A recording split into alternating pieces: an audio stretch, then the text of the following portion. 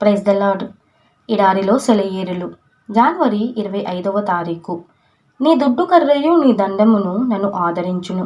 23వ కీర్తనలు 4వ వచనం. మా నాన్నగారిది ఓ పల్లెటూరు. ఆ ఊళ్ళో మా ఇంట్లో ఒక చిన్న అల్మార ఉంది. దాంట్లో తరతరాలుగా మా పూర్వీకులు వాడిన చేతి కర్రలు భద్రముగా ఉన్నాయి. సెలవులకి ఆ ఊరు వెళ్ళి ఆ ఇంట్లో ఉంటుంటాము.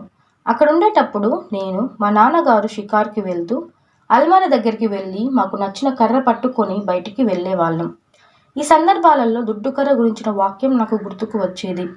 యుద్ధం జరిగే రోజుల్లో బిక్కుబిక్కుమంటూ ఉన్నప్పుడు, ఎప్పుడు ఏ ప్రమాదం వస్తుందోనని భయపడుతూ ఉన్నప్పుడు ఈ వాక్యం నాకు దుడ్డు కర్రలాగా ఆదరించేది. చెడు వర్తమానమునకు అతడు భయపడడు. అతని హృదయము దేవుని నమ్ముకొని స్థిరముగానున్నది.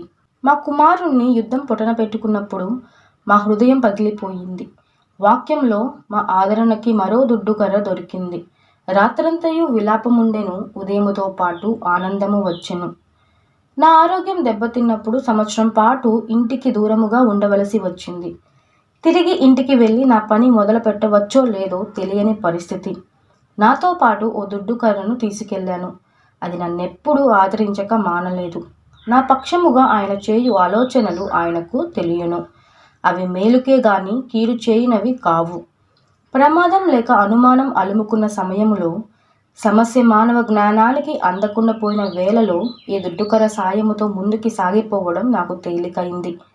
ఊరకునుట ఎందే వారికి బలము కలదు. అత్యవసర పరిస్థితులలో స్థిమితముగా ఆలోచించడానికి సమయం లేనప్పుడు ఈ దుడ్డుకర్ర ఆనుకునేది. తొందరపడ నిరీక్షణ గలవాణ్ణి. మార్టిన్ లూథర్ భార్య ఒకసారి ఇలా అంది: దేవుడు నా బ్రతుకుల్లో కొన్ని కష్టాలు తీసుకురాకపోయినట్లయితే పలానా కీర్తనలో పలానా విషయాలున్నాయని, ఆత్మ పలానా రీతిలో పనిచేస్తూ ఉంటుందని నాకెప్పటికీ తెలిసేది కాదు. క్రైస్తవుల బాధ్యతలేమిటో ఎప్పటికీ అర్థమయ్యేవి కాదు. దేవుని దండం చిన్నపిల్లవాడిని శిక్షించే ఉపాధ్యాయుడి బెత్తం లాంటిది. అది ఆ పిల్లవాడికి అక్షరాలు నేర్పిస్తుంది.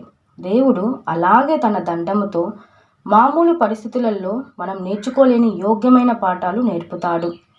దేవుడు ఎప్పుడు తన దండంతో పాటు దుడ్డుకర్ర కూడా పంపుతాడు.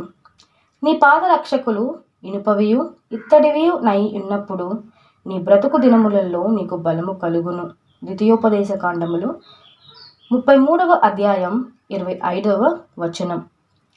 రాతి బండలున్న దారి గుండా పంపేటప్పుడు తప్పకుండా ఇనుప చెప్పులు ఇస్తాడని నిస్సందేహముగా నమ్ముదాం. మనకి సరైన పరికరాలు ఇవ్వకుండా మనల్ని ఏ ప్రయాణానికి పంపడు. Praise the lord.